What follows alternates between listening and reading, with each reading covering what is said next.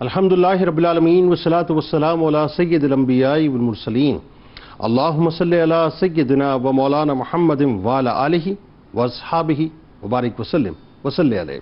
دنیا کے تمام دیکھنے والوں کو، تمام چاہنے والوں کو، تمام پیار کرنے والوں کو، اور جہاں جہاں تک اس وقت میری آواز کو سنا اور مجھے دیکھا جا رہا ہے، جنید اقبال کی جانب سے انتہائی محبت کے ساتھ السلام علیکم۔ ایک بار پھر ناظرین، آپ کو پر نور صبح نور کے ساتھ میں دل کی عطا گہرائیوں سے خوش آمدید کہتا ہوں، اور آئیے بلا توقف چلیں حضرت ابو انیس محمد برکت علی علیہ رحمہ کی تعلیف اسماء النبی کریم صلی اللہ علیہ وآلہ وسلم سے رسول اللہ صلی اللہ علیہ وآلہ وسلم کا ایک اسم مبارک پڑھنے اور سننے کی سعادت حاصل کرتے ہیں۔ سیدنا المبشر صلی اللہ علیہ وآلہ وسلم، ہمارے سردار، خوشخبری سنانے والے، درود و سلام بجے اللہ آپ صلی اللہ علیہ وآلہ وسلم پر، آپ صلی اللہ علیہ وآلہ وسلم کے آل پاک پر اور صحابہ کرام رضوان اللہ تعالیٰ علیہم اجمعین پر۔ حضرت ابو ہریرہ رضی اللہ تعالیٰ کرتے ہیں کہ رسول اللہ صلی اللہ علیہ وآلہ وسلم نے فرمایا کہ میرے سامنے شب معراج میں وہ 3 آدمی پیش کیے گئے جو سب سے پہلے جنت میں جائیں گے۔ پہلا شخص شہید فی سبیل اللہ، دوسرا وہ متقی پرہیزگار جو کوشش کر کے ہر گناہ سے بچتا رہا، اور تیسرا وہ غلام جس نے اپنے آقا کی خدمت و خیرخواہی میں کوتاہی نہیں کی۔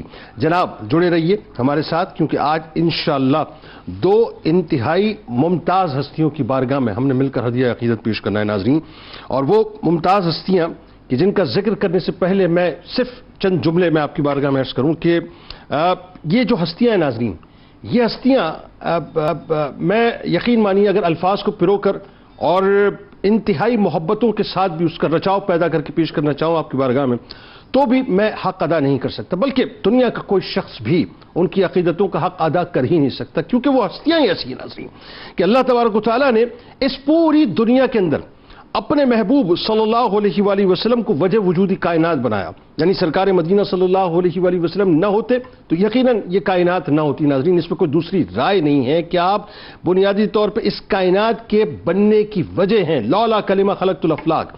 اب بات یہ ہے کہ اپنے محبوب کے لیے جن ہستیوں کو اللہ تبارک و تعالیٰ نے چنا، وہ ہستیاں بھی ناظرین انتہائی سلیکٹیو قسم کی ہستیاں ہیں کہ جن کے بارے میں آپ یقین مانیے جب ہم ہدایت پیش کرنے کی کوشش کرتے ہیں تو اللہ جانتا ہے کہ الفاظ کا چناؤ کرتے وقت انتہائی با ادب ہونا پڑتا ہے، اور یوں کہیے کہ عقیدتوں کے سمندر میں غوطہ زن ہونا پڑتا ہے، پھر بھی یہ شائبہ رہتا ہے کہ کہیں کوئی کوتاہی نہ ہو جائے، کیونکہ اللہ تعالیٰ نے اپنے محبوب کی خدمت گزاری کے لیے، اپنے دین پر جانثار ہونے کے لیے، رسول کریم صلی اللہ علیہ وآلہ وسلم کی وفاداری کے لیے، رسول اللہ صلی اللہ علیہ وآلہ وسلم پر مر مٹنے کے لیے جن لوگوں کو ناظرین اول قبیل میں سلیکٹ کیا ہو، ذرا سوچئے ان کا مقام اور مرتبہ کیا کہ اللہ ان سے راضی ہوا اور وہ اللہ سے راضی ہو گئے۔ یعنی اسی قبیل کے اندر، انہی جرمٹ میں، یعنی انہی ستاروں کے اندر 2 ہستیاں ناظرین ایسی ہیں کہ جو انصاریوں کی قبیل سے تعلق رکھتی ہیں۔ دونوں ہی کیا کمال ہستیاں ہیں کہ السابقون الاولون کا حسین ترین اور خوبصورت ترین ٹائٹل ان ہستیوں کے ساتھ جڑا ہوا ہے۔ 2 ہی ہستیاں ناظرین کہ جن کو اللہ تبارک و تعالیٰ نے یہ مقام اور مرتبہ عطا کیا کہ جب شہیدان غزوہ خندق کی بات ہوگی تو ان 2 ہستیاں کو نام اس میں ضرور شامل ہوگا۔ یہ وہ ہستیاں ناظرین کہ جن کو اللہ تبارک و تعالیٰ نے ان رفتوں سے نوازا کہ حق اور باطل کا پہلا مارکا جسے غزوہ بدر کہا جاتا ہے، اللہ تبارک و تعالیٰ نے ان ہستیوں کو وہ اعزاز عطا کیا کہ وہ اس مارکے کے اندر شامل ہوئیں اور رسول اللہ صلی اللہ علیہ وآلہ وسلم پر اپنا سب کچھ نچھاور کرنے کو تیار رہیں۔ یہ 2 ہستیاں ناظرین وہ ہستیاں ہیں کہ جن کو اللہ تبارک و تعالیٰ نے یہ موقع دیا کہ ان میں سے ایک ہستی حضرت عبداللہ بن سہل رضی اللہ تعالیٰ عنہ وہ ہستی ہیں کہ جن کو اللہ تعالیٰ نے یہ موقع دیا کہ وہ غزوہ احد کے اندر بھی شامل ہوئے، اور روایات میں اگر ہم کھنگالنے کی کوشش کرتے ہیں تو حضرت کعب بن زید رضی اللہ تعالیٰ عنہ کا اس حوالے سے تذکرہ نہیں ملتا، لیکن محبت میں، وفا میں، جانثاری میں، سرکار مدینہ صلی اللہ علیہ وآلہ وسلم پر قربان ہونے کے معاملے میں ان 2 ہستیوں کو اللہ تعالیٰ نے وہ اعزاز عطا کیا کہ بدریت کا تاج تو سر پہ سجا، پھر اس کے بعد احد میں حضرت عبداللہ بن سہل رضی اللہ تعالیٰ عنہ شامل ہوئے، اور حضرت کعب بن زید رضی اللہ تعالیٰ عنہ اور حضرت عبداللہ بن سہل رضی اللہ تعالیٰ عنہ وہ تمام شہداء جو کہ غزوہ خندق کے شہداء تھے، اللہ تعالیٰ نے اس صف میں ان کو شامل کر دیا۔ اب آپ کمال دیکھیے ناظرین، کمال یہ ہے کہ السابقون الاولون کا تاج آپ دونوں میں کامن ہے، شہیدان غزوہ خندق میں ہونا آپ دونوں میں کامن ہے، انصاریوں میں ہونا آپ دونوں میں کامن ہے. اور آپ جانتے ہیں کہ انصاری وہ ہیں کہ جس وقت بیعت عقبہ ثانیہ ہوئی ہے تو رسول اللہ صلی اللہ علیہ وآلہ وسلم نے ایک ڈیسائسو مومنٹ تھا اسلام کی دنیا کے اندر ناظرین، اسلام کی تاریخ میں. تو رسول اللہ صلی اللہ علیہ وآلہ وسلم نے فیصلہ کرنا تھا ہجرت کے حوالے سے.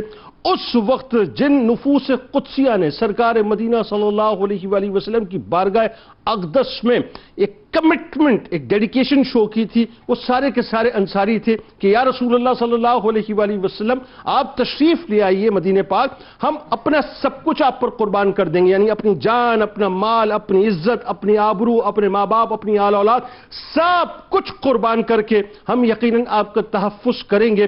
چاہے عرب ہمارا دشمن ہو جائے، چاہے عجم ہمارا دشمن ہو جائے، ہم اس کی پرواہ نہیں کریں گے.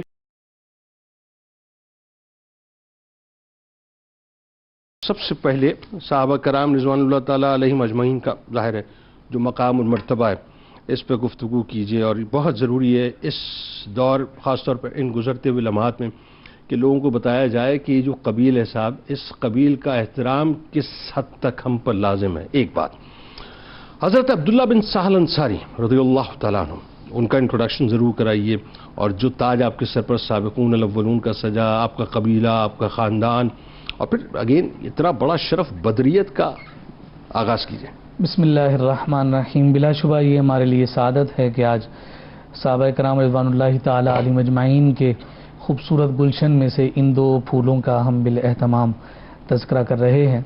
جب کبھی بھی ہم صحابیت کے مرتبے اور بالخصوص صحابہ کرام رضوان اللہ تعالی علیہم اجمعین کے مقام کا تذکرہ کرتے ہیں تو ہمیں یہ بات بڑی واضح طور پر نظر آتی ہے کہ روئے زمین پر انبیاء کی جماعت کے بعد سب سے پاک باز جو جماعت ہے اس جماعت کو صحابہ کی عظیم جماعت کہا جاتا ہے. سبحان اللہ. اللہ رب العزت نے محبوب کائنات صلی اللہ علیہ وآلہ وسلم کی معیت اور آقا کائنات صلی اللہ علیہ وسلم کی صحبت کی برکت سے صحابہ کو وہ مقام، وہ رفعت، وہ بلندی اور وہ مرتبہ عطا فرما دیا کہ اس امت کے سارے غوث، کتب، ابدال مل کر بھی کسی ایک صحابی کے مقام اور مرتبے کو نہیں پہنچ سکتے ہیں. میں تو یہ بات ذکر کیا کرتا ہوں کہ یہ صحابہ کی وہ عظیم جماعت ہے کہ جنہوں نے جانثاری میں، وفاداری میں، الفت میں، مودت میں، محبت میں ایسی داستان رقم کی ہے اور ایسا ایثار آقا کائنات صلی اللہ علیہ وسلم پر فرمایا ہے کہ آج کا مسلمان جو سجدہ ادا کرتا ہے یہ سارے کے سارے سجدے اس عظیم جماعت کو ایصال ثواب. بھائی سبحان اللہ، کیا اور یہ ایسا ایصال ثواب ہے کہ اگر انہوں نے اپنے خون سے اس اسلام کے گلشن کی آبیاری نہ کی ہوتی تو آج ہم بھی اللہ نہ کرے کسی بت کے سامنے سر جھکائے ہوتے. آج اگر ہمیں اسلام کا نور اور رب ذوالجلال کی بارگاہ میں اپنے آپ کو سر بسجود کرنے کا جو شرف اور اعزاز اور وہ قلب کی پاکیزگی اگر حاصل ہے تو اس میں صحابہ کرام رضوان اللہ تعالی علیہم اجمعین کی ان خدمات کا بہت بڑا دخل ہے اور بہت بڑا ان کا اس میں کنٹریبیوشن ہے. بالکل ایسے صحابیت کا مرتبہ اور درجہ کس قدر عظیم ہے اس پر بھی ہم بات کر سکتے ہیں، لیکن یہ بات انتہائی اہمیت کی حامل ہے کہ کائنات کے تاجدار صلی اللہ علیہ وآلہ وسلم کے مبارک چہرے کا فیضان ہے کہ جو دیکھے ایمان کی حالت میں اور پھر ایمان کی حالت میں دنیا سے چلا جائے تو یہ جو نگاہوں کا تعلق ہے یہ تعلق اتنا پختہ ہے کہ کوئی اس کا مقابل ہی نہیں. بے شک تیری نگاہ کی ٹھنڈک کی بات کیا کہنا، اگر تو تک لے تو دوزخ بہار ہو جائے. یہ ساری ہستیاں جو ہیں یہ اس فیضان کی وجہ سے مہدی تو ہو گئیں، لیکن حضور علیہ الصلوۃ والسلام کی قربت، حضور کی تربیت اور آقا کائنات صلی اللہ علیہ وسلم کی وفاداری کی برکت یہ ہوئی کہ وہ مہدی ہونے کے ساتھ ساتھ وہ ہادی بھی ہو گئے. اللہ، اور ایسے ہادی ہو گئے جس کے بارے میں فرمایا کہ بھی ایہم اقتدیتم اہتدیتم، کہ میرے جو صحابہ ہیں وہ ستاروں کی مانند ہیں، کسی ایک کو بھی تھام لو، کسی ایک کی بھی راہ کو اپنے لیے مشل بنا لو، فرمایا کہ تم ہدایت کے اس عظیم سفر پر روانہ ہو جاؤ. اللہ، یہ وہ عظیم صحابہ کی جماعت ہے کہ جس کے بارے میں قرآن مجید فرقان حمید فرماتا ہے وَكُلًّا وَعَدَ اللَّهُ الْحُسْنَى، اللہ رب العزت نے جن کے لیے خوبصورت وعدہ کر رکھا ہے. اللہ، اور پھر اس پر مفسرین نے کلام کیا کہ وہ خوبصورت وعدہ کون سا ہے جسے قرآن حسنہ کہہ رہا ہے.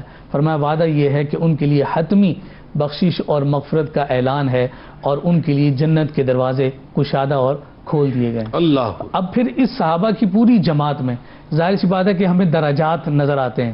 اور جب ہم ان درجات کی بات کرتے ہیں تو سب سے پہلا جو درجہ اجتماعیت کے اعتبار سے میں نظر آتا ہے وہ سابقون الاولون کا ہے، اور قرآن مجید فرقان حمید نے بھی اسے بڑا کیٹیگوریکل اور واضح انداز میں ذکر فرمایا کہ جو اسلام لانے میں سبقت لے گئے، پھر کوئی اور ان کا مقابل نہیں ہوا، اس مرتبے میں ان کو پہنچ نہیں سکا۔ اور پھر حضرت عبداللہ بن سہل انصاری رضی اللہ تعالیٰ عنہ کو جب ہم دیکھتے ہیں تو اس اجتماعیت میں اور گویا کہ اس قبیلے کے افراد میں آپ شامل ہمیں نظر آتے ہیں کہ جو اسلام لانے میں پیش رہے، اور انصار صحابہ میں انہوں نے بڑھ کر حضور علیہ الصلوۃ والسلام کی پاک بارگاہ میں اپنے آپ کو پیش فرما دیا۔ اب یہ دیکھیے کہ ایک طرف آپ السابقون الاولون میں داخل ہیں کہ اسلام میں سبقت لے جانے والے ہیں، حضور سے وفاداری میں پہل کرنے والے ہیں، یہ اعزاز اور یہ شرف تو ان کے ساتھ جڑا ہوا ہی ہے، لیکن پھر اس کے ساتھ دیکھیے کہ کائنات کے تاجدار صلی اللہ علیہ وسلم مدینہ منورہ تشریف لے کر آ رہے ہیں، اور حضور علیہ الصلوۃ والسلام جب یہاں پر اعلان جہاد فرما رہے ہیں، اور پھر بدر کا میدان جو پہلا سج رہا ہے اس میں بھی جب آپ پیش نظر آ رہے ہیں تو فرمایا کہ ایک طرف السابقون الاولون اور پھر دوسری طرف بدریت کے جتنے اعزازات ہیں وہ سارے کے سارے اعزازات لے کر پھر اس صحابیت کے خوبصورت تاج کو اپنے سر پر سجا کر جو چمکتی دمکتی ہستی ہمیں نظر آ رہی ہے وہ جناب عبداللہ بن سہل انصاری رضی اللہ تعالی عنہ کی نظر آ رہی ہے۔ اور پھر آپ جب اوس و خزرج کی ہم بات کرتے ہیں کہ مدینہ کے یہ دو بڑے قبائل آپس میں ہمیشہ لڑتے رہے، لیکن اسلام آیا تو پھر ایسے شیر و شکر ہوئے کہ اب پہچانا نہیں جاتا تھا کہ اوس کا کون ہے اور خزرج کا کون۔ تو جناب عبداللہ بن سہل انصاری رضی اللہ تعالیٰ عنہ جو ہے یہ اوس قبیلے سے تعلق رکھنے والے فرد، اور پھر یہ اوس قبیلے کو یہ اعزاز اور شرف بھی حاصل ہے کہ تاریخ نگاروں نے بیان کیا کہ مسجد نبوی کی جو سرزمین جسے اللہ کے حبیب صلی اللہ علیہ وآلہ وسلم نے خرید کر اسلام کے لیے وہ خوبصورت مرکز قائم فرمایا، یہ اسی قبیلے کے افراد کے ایثار کا نتیجہ تھا۔ پھر ہمیں یہ کہنا پڑتا ہے کہ ہمارے جملہ نمازوں کا ثواب ایصال صحابہ کو تو ہے ہی، مسجد نبوی میں جملہ نمازوں کا ثواب اس قبیلے کے جملہ افراد کو۔ سبحان اور کئی اعزازات آپ دیکھیں نا، حضرت حنظلہ رضی اللہ تعالیٰ عنہ، حضرت سعد بن معاذ رضی اللہ تعالیٰ، ایسی ہستیاں صاحب کیا کہنے۔ اور پھر اگین وہی بات کہ بدریت کی جو بات ہوئی، دیکھیں نا کہ سرکار مدینہ صلی اللہ علیہ وآلہ وسلم خود اپنی زبان مبارک سے فرمائے کہ میں ان کو سارے مسلمانوں سے افضل سمجھتا ہوں، اور فرشتوں میں افضلیت جو ہے وہ ان کی جو بدن میں شامل تھے، تو کیا ہی مقام و مرتبہ۔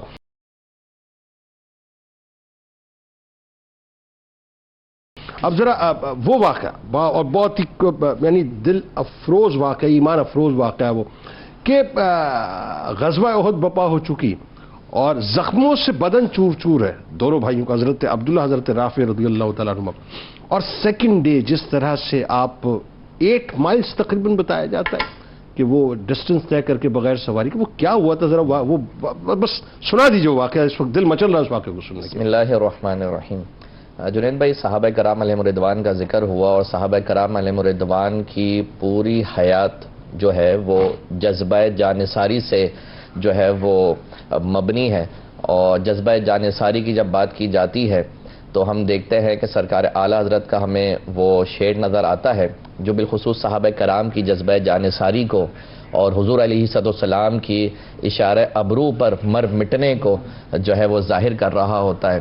تو اعلیٰ حضرت نے فرمایا کہ حسن یوسف پہ کٹی مصر میں انگشت زنا، سر کٹاتے ہیں تیرے نام پر مردان عرب۔ یعنی جب مردان عرب کی بات ہوگی، صحابہ کی بات ہوگی، تو وہ یہ نہیں دیکھیں گے، اف اینڈ بٹس پہ نہیں جائیں گے، وہ حضور کے اشارے ابرو کے منتظر ہوں گے۔ حضور فرمائیں گے کہ یہ کام کرنا ہے، لبیک و سعدیک فدا کا بی و امی یا رسول اللہ۔ تو یہ صحابہ کرام علیہ الرضوان کا جذبہ ہوا کرتا، اور ان کے لیے ایک مطلقاً ٹائٹل قرآن نے دے دیا، رضی اللہ عنہ ورضوان، بس بات ختم ہو گئی نا، ختم ہو گئی۔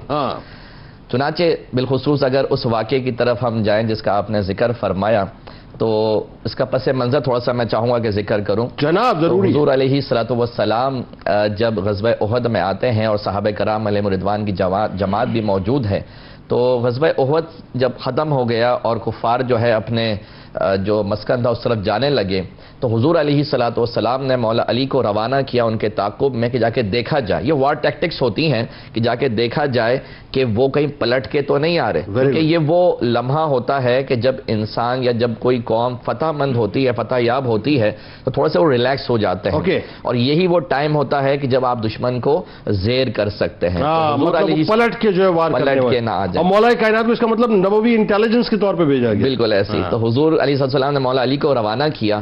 اچھا ایک دن گزرا اور مولا علی نے آ کے یہ پھر مطلب عرض کر دیا بارگاہ رسالت میں کہ وہاں پر وہ لوگ مکے ہی کی طرف جا رہے ہیں. لیکن وہاں پر جب یہ مکے قریب ہوئے تو ان لوگوں کو شیطان نے ورگلایا کہ یہ وہ موقع ہے کہ ابھی ان کی یعنی مسلمانوں کی بڑی ہستیاں موجود ہیں, ابھی یہ جو ہے وہ جنگ سے فارغ ہی ہوئے ہیں, ابھی ان کی جو افرادی قوت ہے وہ کمزور ہوگی, لہٰذا یہ بیسٹ اپرچونٹی ہوگی کہ پلٹ کر دوبارہ ان پر حملہ کیا اور شہادتیں بھی کئی ہو چکی تھی, اور شہادتیں بھی کئی ہو چکی ہیں. تو انہوں نے دوبارہ پھر پلٹ کر حملہ کرنے کا ارادہ کیا. یہاں حضور علیہ السلام کو خبر موصول ہو چکی تھی کہ یہ کفاران مکہ دوبارہ آ رہے ہیں. اب یہاں پر حضور علیہ السلام نے جو کلمات ارشاد فرمائے, جو صحابہ کو ایڈریس کیا, وہ یہ فرمایا کہ وہ تمام صحابہ, وہ تمام افراد جو ایک روز قبل اپنی عقیدتوں کے نذرانے پیش کر چکے تھے, جو جنگ میں موجود تھے, جو ہے وہ زخموں سے چور چور ہیں, وہ دوبارہ آ جائیں. اچھا دوبارہ تمام غازیان احد کو جو ہے بلایا جا رہا ہے, دوبارہ بلایا جا رہا ہے کہ وہ دوبارہ آ جائے اور وہی آئیں. اللہ یہ نہیں کہ دوسرے آ جائیں کہ جو فریش ہیں, بلکہ وہی آرمی آ جائے تاکہ جو حق الیقین وہ اپنے آنکھوں سے دیکھ چکے تھے, جو فرشتوں کی مدد دیکھ چکے تھے, اس میں اور اضافہ ہو جائے, اور سامنے جو کفار آ رہے ہیں ان کو بھی پتہ چل جائے کہ ہم کسی آن پیچھے ہٹنے والے نہیں ہیں. ذرا میں روکوں گا آپ کو, تھوڑا اس بات کو کھولیں تاکہ ہمیں سمجھ آئے. جو ہم پلپلے سے ہو گئے نا ہمارے گھٹنوں میں دم نہیں, یعنی یہ غزوہ احد ابھی بپا ہوئی ہے اور سیکنڈ ڈے جو ہے یہ ڈسیشن ہو رہا ہے, اور اس وقت کیفیت یہ ہے کہ ابھی زخم تو رس رہے ہیں نا, یعنی کسی کے جسم پہ 70 زخم ہے, کسی کے جسم پہ 80 زخم ہے, وہ رس رہے ہیں. بالکل ایسی ہے, وہ زخم رس رہے ہیں, وہ ابھی پوری طریقے سے وہ ہیل بھی نہیں ہوئے ہیں, 2 دن ہی گزرے ہیں. وہاں پر دوبارہ اعلان ہو جاتا ہے کہ آ جاؤ دوبارہ لشکر کے لیے. تو وہاں پر پھر ہمراہ اسد کی طرف لشکر جو ہے روانہ ہوتا ہے. حضور علیہ السلام وہاں پر تشریف لے جاتے ہیں. اب یہاں پہ پرٹیکولرلی حضرت عبداللہ بن سہل اور ان کے بھائی حضرت رافع بن سہل کا جو ایک انداز عقیدت نظر آتا ہے وہ بڑا ایمان افروز ہے. چنانچہ جب یہ زخمی ہے, اچھا زخموں کے بھی معاملہ یہ ہے کہ جو حضرت امام واقدی ہیں وہ فرماتے ہیں کہ وَبِهِمَا جِرَاحٌ كَثِيرًا, کہ ان کے جسم پر کثیر جو ہے وہ زخم تھے, اور اس کثیر جسم پہ جو زخم تھے اس کے ساتھ وہ اپنے بھائی کے ساتھ ایک چھوٹا سا ایک مکالمہ ہوتا ہے. اور مکالمہ کیا ہوتا ہے؟ مکالمہ یہ ہوتا ہے, کہتے ہیں کہ حضور علیہ السلام نے ہمیں غزوے کے لیے بلایا ہے, کہیں ایسا نہ ہو کہ ہم اس سعادت سے محروم ہو جائیں. ہم کبھی اس نعمت سے محروم نہیں ہونا چاہتے, خدا کی قسم ہمارے پاس سواریاں نہیں ہیں, لیکن پھر بھی ہم حضور علیہ السلام کے ساتھ جائیں گے اور ان کے ساتھ اس غزوے میں شریک ہوں گے. اللہ اکبر. اچھا معاملہ یہ ہے, زخموں سے چور ہیں اور آپ جو ہے سواری بھی نہیں ہے, اور 8 میل کی مسافت پہ ہمراہ اسد کا مقام موجود ہے.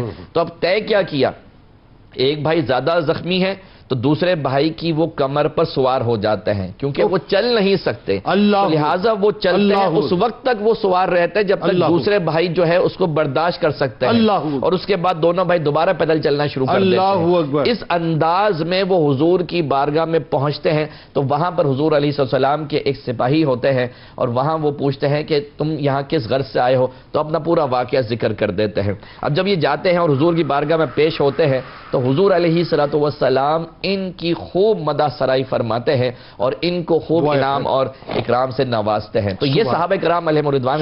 اور دیکھیے آپ اس میں کہ ان میں سے ایک بھائی روایتی تو اس پہ خاموش ہیں کہ کون سے بھائی, لیکن ایک بھائی میں ان کے کم زخم تھے, ایک کے زیادہ تھے. تو جو کم زخمی تھے مطلب وہ زیادہ زخموں والوں کو اپنے کندھے پہ اٹھا لیا کرتے تھے, اور پھر جب تھک جاتے تو پھر دونوں چلنا شروع کرتے.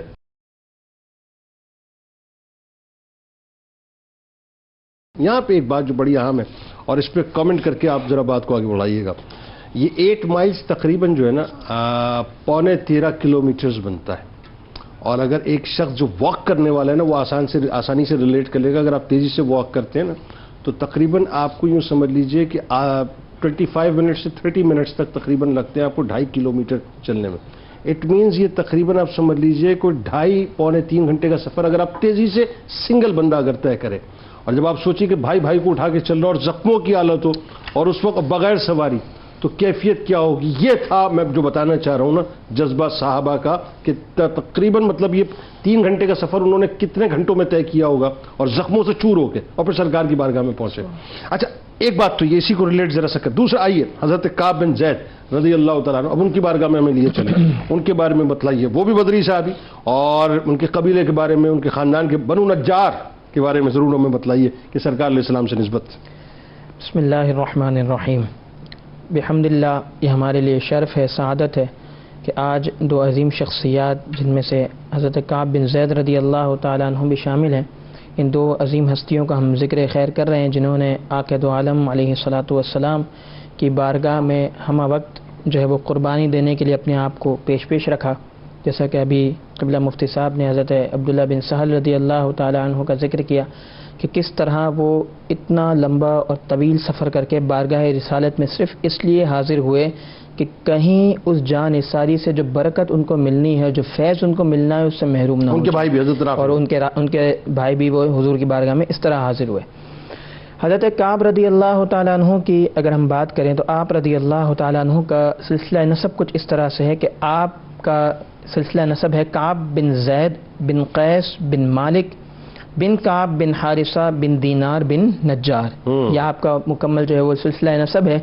اور آپ رضی اللہ تعالیٰ عنہ ہجرت کے زمانے کے قریب مسلمان ہوئے. یعنی اس کا مطلب یہ ہے کہ جب ہجرت کے زمانے کے قریب مسلمان ہوئے تو السابقون الاولون میں شامل ہو گئے. اور السابقون الاولون میں شامل ہو گئے تو یہ بات پھر انڈرسٹوڈ ہے کہ آپ کو جماعت صحابہ میں ایک بہت بڑا مقام و مرتبہ حاصل ہو گیا. اور آپ کے متعلق چونکہ اب ہجرت سے پہلے مسلمان ہو چکے ہیں, السابقون الاولون میں شامل ہو چکے ہیں, تو آپ کے بارے میں یہ بھی آیا کہ آپ نے غزوہ بدر میں اپنی پوری آن شان کے ساتھ اور پوری شجاعت و دلیری کے ساتھ شرکت بھی کی. اور کئی اجلہ صحابہ اکرام علیہم الرضوان سمیت آپ رضی اللہ تعالیٰ عنہ بھی قبیلہ بنو نجار سے تعلق رکھتے ہیں جو کہ قبیلہ خزرج سے ہے.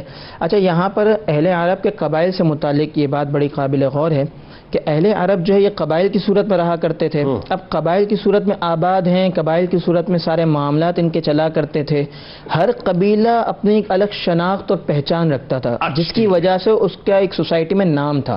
اور انہی قبائل کی بنیاد پر ان کے باہم تعلقات, دوستیاں, دشمنیاں تھیں. جیسا کہ اوس و خزرج کی پہلے دشمنیاں تھیں, بعد میں دوستی ہو گئی, پھر جو دشمنی تھی وہ چلتی رہتی تھی, لمبی تعلق ہوتا تھا تو وہ لمبا چلتا تھا, نسلوں میں منتقل ہوتا تھا. اچھا, اب مدینہ کے اگر ہم قبائل کی بات کریں تو مدینہ منورہ میں بنیادی طور پر دو بڑے قبائل آباد تھے, اوس اور خزرج.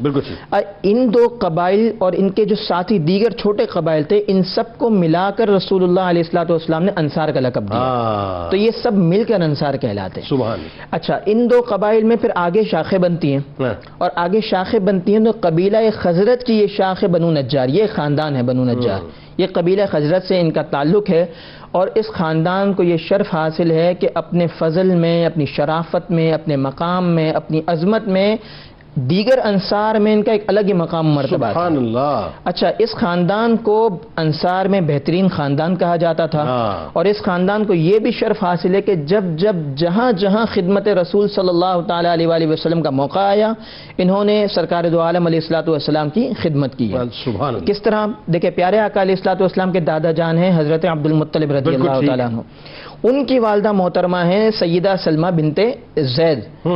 ان کا تعلق بھی بنو نجار سے تھا. یعنی آپ صلی اللہ علیہ وآلہ وسلم کے دادا حضور جناب عبد المطلب علیہ السلام کا ننیال ہوا قبیلہ بنو نجار. اب سرکار دو عالم صلی اللہ تعالیٰ علیہ وآلہ وسلم کی عمر مبارک ابھی 6 سال ہے, روایت میں آتا ہے. اور آپ علیہ الصلوۃ والسلام اپنی والدہ محترمہ اور ان کی خادمہ سیدہ ام ایمن رضی اللہ تعالیٰ عنہما کے ساتھ قبیلہ بنو نجار کی طرف سفر کرتے ہیں. سبحان اللہ. اور پیارے آقا علیہ الصلوۃ والسلام کی عمر مبارکہ بھی 6 سال ہے, اور اس وقت حضور علیہ الصلوۃ والسلام نے 1 ماہ وہاں قیام کیا. اللہ. یعنی اعلان نبوت کے بعد جو شرف ملے ہیں سو ملے ہیں.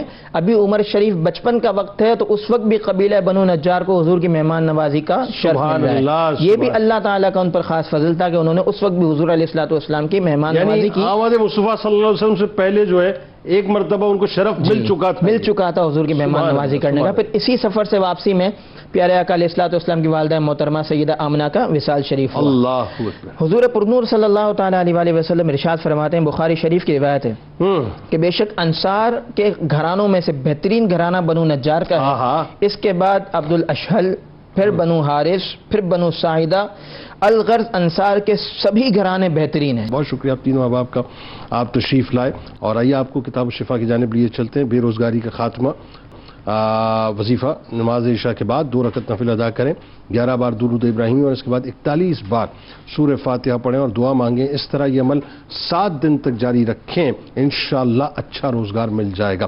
حضرت علی کرم اللہ وجہ الکریم کا قول مبارک ہے کہ جس شخص میں بصیرت اور سوجھ بوجھ کا مادہ ہوتا ہے تو اسے علم و حکمت کی جو دولت ہے وہ حاصل ہو جاتی ہے. کعب ابن زید پیارے پر ہو رحمت بے شمار. کعب ابن زید پیارے پر ہو رحمت بے شمار. ناصر دین الہی مصطفیٰ کے جانثار. ناصر دین الہی مصطفیٰ کے جانثار. بدر میں بھی ان کو حاصل ہو گئی رب کی رضا. بدر میں بھی ان کو حاصل ہو گئی رب کی رضا. ہو بنو نجار میں تھے غازی و عالی وقار. وہ بنو نجار میں تھے غازی و عالی وقار.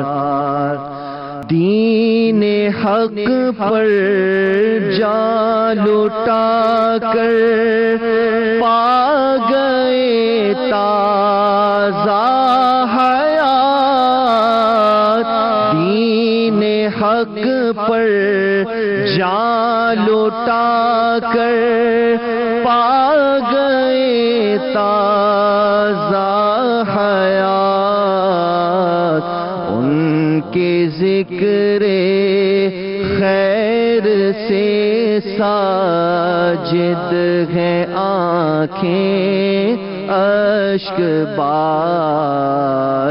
ان کے ذکر خیر سے ساجد ہیں آنکھیں اشک بار. کعب ابن زید پیارے پر ہو رحمت بے شمار.